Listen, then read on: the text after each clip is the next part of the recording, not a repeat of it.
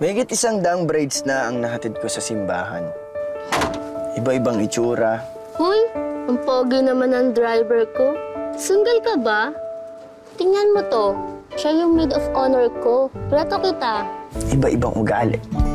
Kuya, kamusta naman yung tsura ko? Ma'am.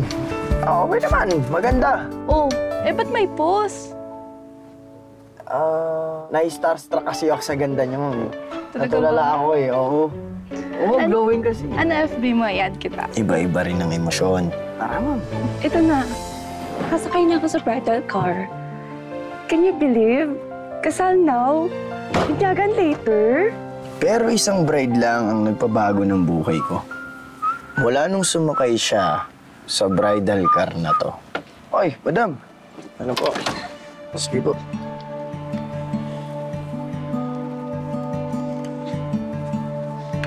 Sige po. Ayan.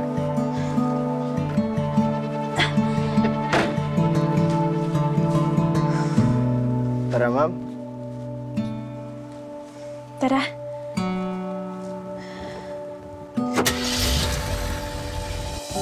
Miss.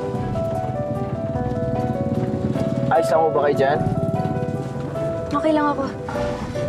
Human lang nakabahan, miss. Pero at least, di ba? Makakasama mo na yung forever. PMSB mo. PMSP? Pinakamamahal sa buhay.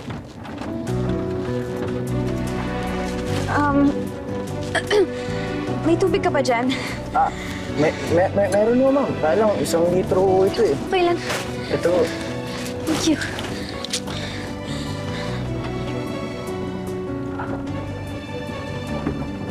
Ma'am, baka naman pwedeng magpakwento about kay PMSB. Kahit konti lang. In a few hundred meters, turn right. 200 meters. Kakanan. Teka, wait lang please. Huwag mo muna akong hitin.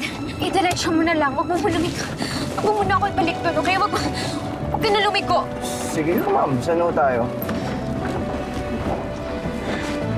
Alam Paraiso Road? Alam mo ba yun? Pero, sandali lang ho, ma'am. Hindi ko ba mag-aalala sa inyo yung pamilya niyo, saka yung mapapangasawa niyo sa inyo niyan. Saka ako na lang paproblemahin yun. Pasensya na ho, ma'am, ha? Pero hindi ko afford magka-problema eh. Mukhang big time pa naman ho kayo. Basta kuya, huwag kayo mag-alala, okay? Ako nang bahala. Pasensya Sige, naman, lang. pero trabaho din talaga.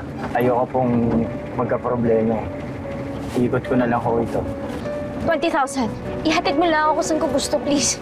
Huwag mo ko ibabalik, okay? Kapag ibabalik mo ako doon, ibig sabihin, kailangan ko magpakasal sa hindi ko naman talaga mahal. Basta please, huwag mo ko ihatid.